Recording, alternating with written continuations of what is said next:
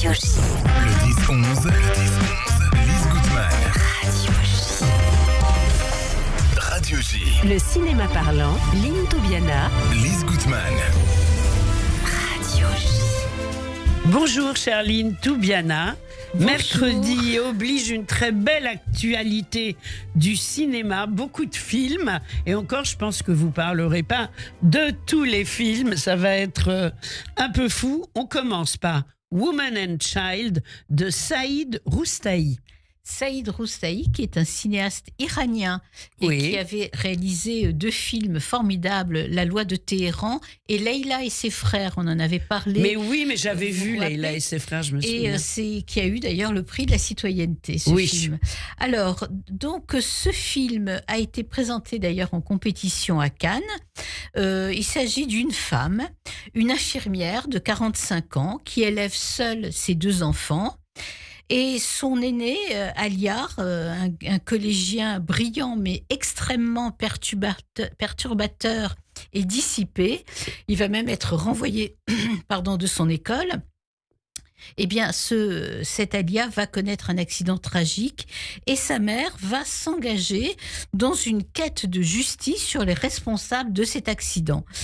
En même temps, cette pauvre femme, elle est abandonnée par son petit ami qui devait se marier avec elle et qui choisit plutôt sa sœur. C'est terrible. Ah ouais, incroyable. Bon, quelle histoire. Quelle histoire. C'est vraiment un drame. C'est un film extrêmement féministe avec une forte intensité dramatique qui, évidemment, condamne la société patriarcale, comme toujours dans les films de Saïd Roustahi. Voilà, c'est un film poignant sur la douleur d'une mère combative, victime de l'oppression masculine. On peut comparer ce film, Lise, au film de Jafar Panahi, autre cinéaste iranien, le film Un simple accident, qui est aussi une œuvre morale de refus et de combat, et qui est aussi une œuvre humaniste. Voilà donc un très émouvant portrait de femme et de mère. Prendre un enfant par la main pour l'emmener vers demain,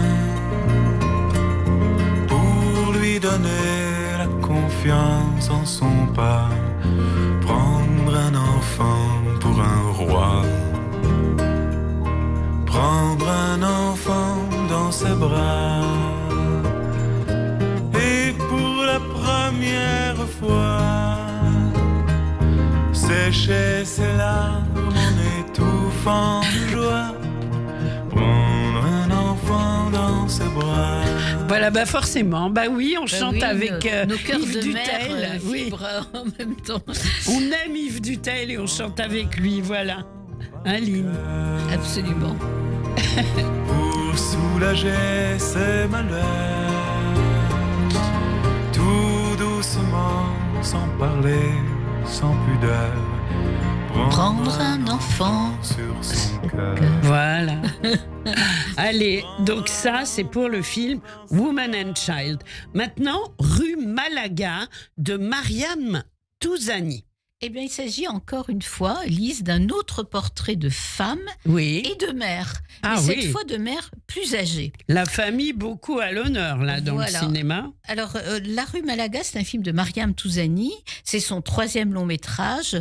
On avait beaucoup apprécié Adam et surtout Le bleu du cafetan, qui était un très beau film. Alors là, ce film-là, Rue Malaga, est tourné en espagnol et non pas tourné en arabe comme les films précédents. Alors Maria est une Espagnole de 79 ans qui vit seule à Tanger. Et sa fille Clara, qui a besoin d'argent, elle arrive de Madrid et elle veut absolument vendre l'appartement dans lequel Maria a toujours vécu. Mais Maria refuse de partir de chez elle parce que c'est sa vie, son appartement, sa ville. Et elle va même redécouvrir l'amour à 79 ans. Alors, génial! Il s'agit d'un beau portrait de femme, très attachant, très solaire. Là, on passe, vous voyez, du premier film iranien qui était vraiment un drame, à une tragicomédie, parce que c'est aussi un film sur la précarité, la solitude, la vieillesse, mais c'est aussi un portrait de femme heureuse, très solaire, très Tout à fait. vivante. Oui. Alors Carmen Maura était absolument extraordinaire. Vous savez, c'est la muse de Pedro Almodóvar. Oui. Et voilà, donc c'est un film plein de délicatesse. On adore le cinéma de Mariam Touzani. C'est un film drôle, délicat, ce qu'on peut appeler vraiment un feel-good movie.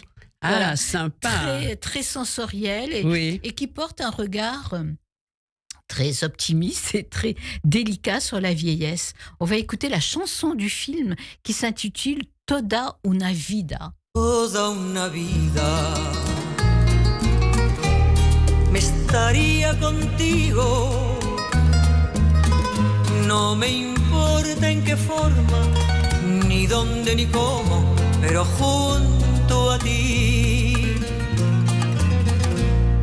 Toda una vida te estaría mimando, te estaría cuidando como cuido mi vida, que la cuido por ti. No me cansaría de decirte siempre, pero siempre, siempre, que eres en mi vida ansiedad, angustia y desesperación. Toda una vida, Maria Dolores Pradera, c'est la chanson du film Rue Malaga de Mariam Touzani. C'est magnifique. C'est absolument magnifique. Alors, Voir. Lynn, Oui. un autre film, Le son des souvenirs de Olivier Hermanus. De quoi s'agit-il? Voilà, il est aussi question de chansons dans ce film. Mais génial. Alors, c'est un drame historique et romantique américain. Oliver Hermanus est un cinéaste sud-africain avec 3 acteurs remarquables américains, Josh O'Connor, Chris Cooper et Paul Mescal. Alors, Lionel est un jeune chanteur. Ça se passe au début du XXe siècle. En 1917, Lionel va au conservatoire de Boston où il rencontre David, un autre étudiant en musicologie. Et David va être mobilisé à la fin de la guerre. Je dois partir cette semaine. À la guerre. She's sleeping here right by my side. In her right hand a silver. J'ai l'impression d'être à la fin d'une histoire. She says that I can't be your bride. La fin d'une histoire. C'était quoi le début? Tu as toute la vie devant toi. Une grande et belle vie. Tu n'as aucune idée de ce que je sais, de ce que j'ai vu, de comment les choses fonctionnent. Her right hand a silver dagger. She says that I can't be Le son your des souvenirs bride. de Olivier Hermanus. Alors, vous avez entendu dans la bande-annonce, Oui. Lise, tout le film est bercé de ces chansons folk, de ces Incroyable. chansons On traditionnelles adore. populaires. Oui. Parce qu'en 1920, Lionel et David se retrouvent le temps d'un hiver et ils décident de collecter et de préserver ces chants folkloriques. Là, on vient d'en écouter un exemple. Ces chants folkloriques traditionnels qui sont menacés d'oubli. Voilà, et ils voyagent pour cela à travers le Maine et leur Donc amitié. des chants folkloriques américains. Américains, bien Un sûr. peu comme ce que interprétait Woody Guthrie et au début de sa carrière, Pete Seeger. C'est Tout un à peu fait. ça, oui. Alors leur amitié à tous les deux, à Lionel et David, se transforme en relation amoureuse. Voilà, c'est un drame romanesque. Alors la mise en scène est très classique, voire même académique. Oui. Ce film s'étale sur une quinzaine d'années. C'est le thème de l'amour impossible. Et ce qui est très beau dans ce film, c'est la musique, c'est les chansons folkloriques. Mais oui. Et puis l'esthétique du film. Il y a une très belle photo des collines du Kentucky et même de Venise où tous deux passent un séjour. Donc on C'est voyage à la fois on par voyage, l'image oui. et par le son. Exactement. C'est une sorte de road movie comédie musicale, on va Super. dire. Et voilà, c'est un film très agréable, mélancolique, et puis une interprétation remarquable des acteurs Chris Cooper, Josh O'Connor et Paul Mescal. Le son des souvenirs. Alors là, on passe carrément à Orwell. Orwell, 2 + 2 = 5 de Raoul Peck. George Orwell, bien sûr. George Orwell, absolument. C'est un documentaire, on change tout à fait de genre. Bon, ce Raoul Peck, cinéaste haïtien, on avait parlé justement l'année dernière, je crois, de son dernier film sur un photographe américain, et c'est lui qui a eu des tas de récompenses pour le film I Am Not Your Negro. Voilà, alors nous sommes en 1949 et George Orwell a terminé son dernier roman, 1984, ce roman visionnaire. Visionnaire qu'on a tous lu, bien sûr. Et puis qui a fait l'objet d'un film aussi. Qui a fait l'objet d'un film, et puis qu'on a tous étudié même à l'école. Bien sûr. C'est un film sur le totalitarisme. On a presque l'impression de le vivre aujourd'hui. Absolument. Ben, vous avez tout à fait raison. Oui. Justement, je voulais en venir là. Oui, et d'ailleurs, c'est ce qu'a voulu Raoul Peck dans ce film, pour montrer justement la résonance actuelle incroyable de ce film sur le totalitarisme, qui s'appuie sur les écrits autobiographiques de George Orwell, sur des archives historiques et des extraits d'œuvres cinématographiques. Les mots démocratie, liberté, justice ont chacun plusieurs significations différentes qui ne peuvent être conciliées les unes avec les autres. Le langage politique est conçu pour faire passer les mensonges pour la vérité et le meurtre pour respectable. La liberté est l'esclavage, la guerre est la paix, l'ignorance est la force. Le totalitarisme, s'il n'est pas combattu, pourrait triompher n'importe où. Commencez-vous à voir alors quel genre de monde nous créons? C'est du George Orwell pur, là. Pur. Alors, on entend la voix off de cet acteur Damian Lewis, qui est la star de la série Homeland. Mais oui, bien sûr. Alors, voilà, donc c'est un film, comme je le disais, sur le totalitarisme.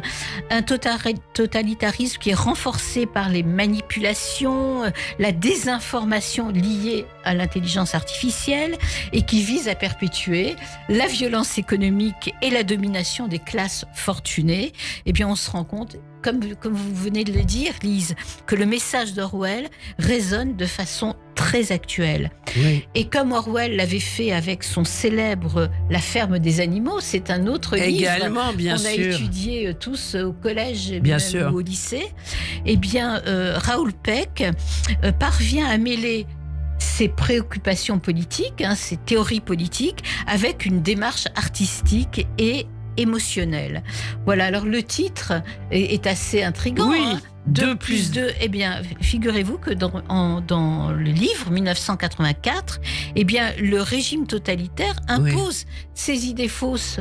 Mais oui, ça me rappelait quelque chose. Cette absence totale évidemment. de logique. 2 Mais + oui. 2 = 5. Enfin, bien sûr. C'est fou. Eh bien, si l'État le dit, eh bien, les citoyens doivent l'accepter comme vrai. Donc, on est vraiment dans la manipulation de la vérité, dans la propagande, dans le contrôle des esprits et dans la négation de toute objectivité, de faits objectifs. Orwell, c'est la musique, elle est géniale. C'est la musique du film. On écoute 30 secondes.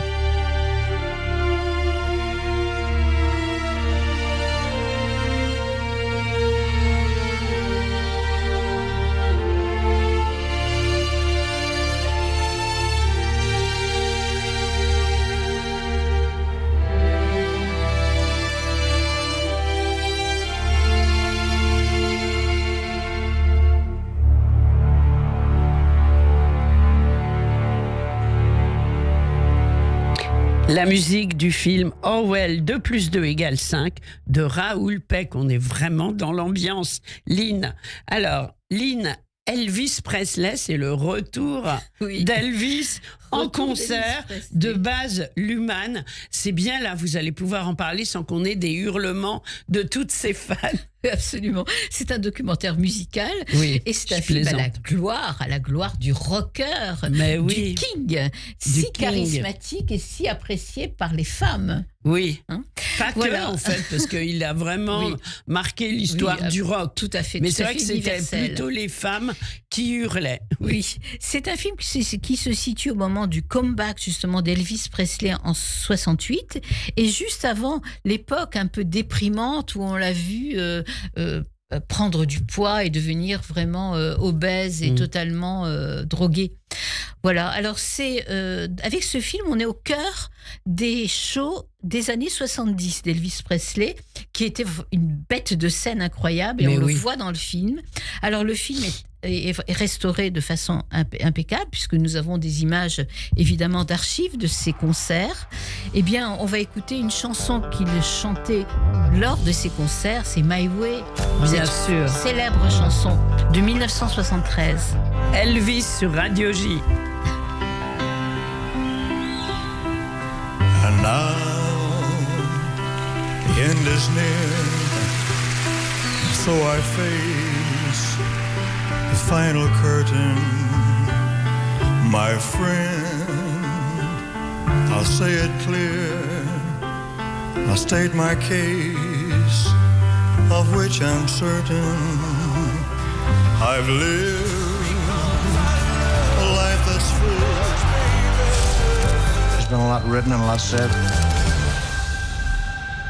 but never from my side of the story.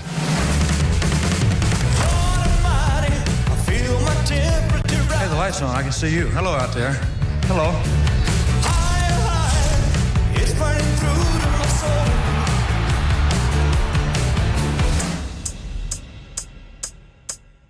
Camera crew, gentlemen. All right. It's coming closer. I feel like I'm slipping away. Play the hell out of it.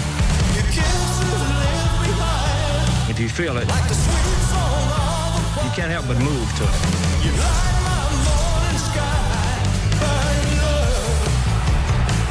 It's a new crowd out there. They haven't seen this And before. now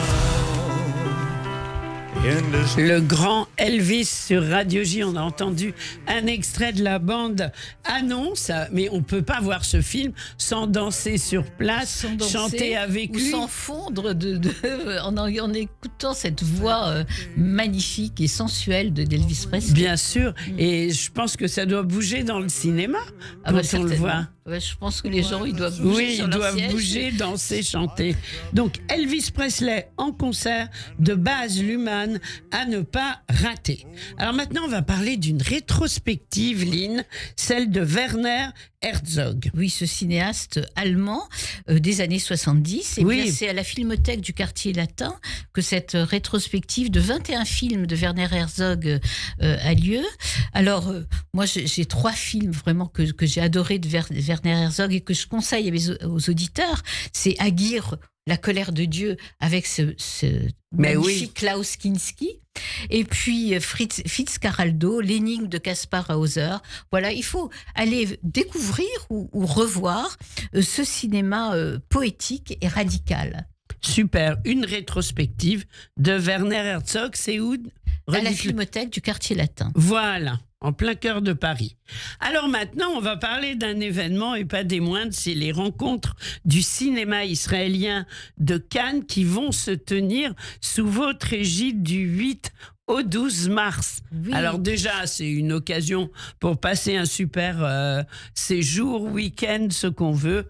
Qu'est-ce qui va s'y passer, Lynn? Alors, il va y avoir donc de nombreux films, bien sûr, des séances de signature avec des écrivains qui vont venir, comme Michael Darmon pour le dernier jour d'Yitzhak Rabin. Oui. Il y aura un film sur Rabin, non? Ah oui, le film Oui. d'Amos Gitaï. Bah voilà, oui. Amos Gitaï, d'ailleurs, j'ai vu hier soir, j'ai eu le privilège de voir à l'Hôtel de Ville un spectacle musical d'Amos Gitaï sur justement Yitzhak Rabin, un hommage à Yitzhak Rabin qui a eu lieu à la mairie avec un discours du premier adjoint de la mairesse, Monsieur Bloch. C'était vraiment un très beau spectacle. Alors le film évidemment d'Amos Gitaï qui s'intitule Les derniers jours d'Yitzhak Rabin. Alors Nous avons aussi Yves Azerwal qui a écrit un livre qui s'intitule La montre d'Hitler et qui sera présent. Et nous avons aussi le privilège cette année d'inviter 2 réalisateurs israéliens, Michael Grespan, pour son film L'énigme de Monsieur Chouchani. Oui, bien sûr. C'est une avant-première. Monsieur Chouchani, qui était un maître d'Elie Wiesel. Et donc, sur lequel Sandrine Schwartz a écrit un livre tout à fait passionnant. Oui. Et nous avons aussi, nous aurons aussi la présence de David Vollard, qui a fait ce film magnifique, mais alors qui est plus ancien, qui date de 2009. C'est le My Senior, My Lord. Non, My Father, My Lord. Oui. My Father, My Lord, qui était vraiment un très beau film sur ce milieu ultra-orthodoxe et sur le rapport entre un père et son fils. C'est un film dont va nous parler David Vollard à Cannes. Alors, où est-ce qu'on trouve le programme pour l'instant ? Alors, le programme, on le trouve... Alors, il y a donc sur le site du cinéma Olympia. Et le programme, il est vraiment sur Instagram, sur Facebook. Partout, voilà. On peut le à trouver ne pas facilement. rater. Et on peut le trouver, évidemment, sur le site de nos rendez-vous du cinéma israélien. C'est oui, j'ai dit rencontre. Veuillez m'excuser, c'est le rendez-vous. Les rendez-vous du cinéma israélien.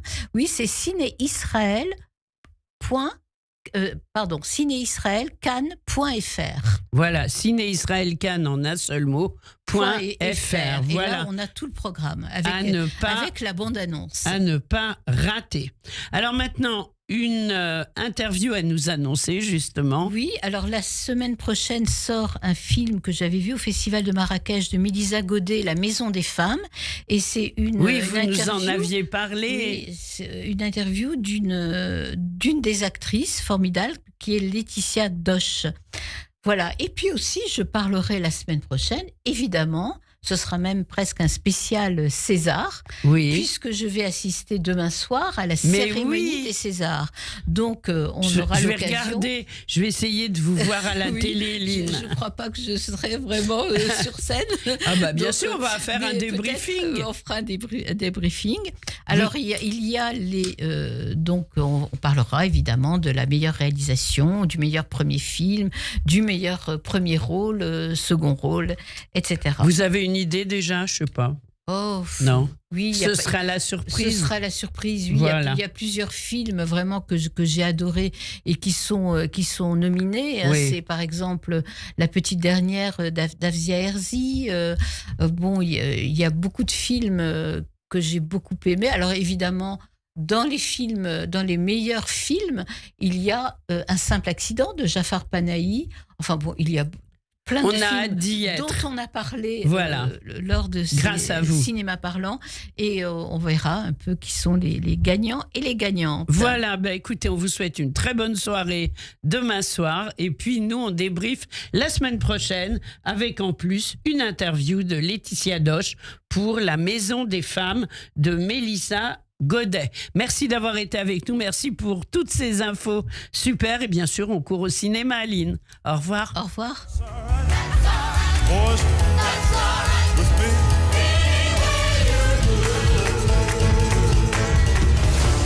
Radio J. Le grand journal.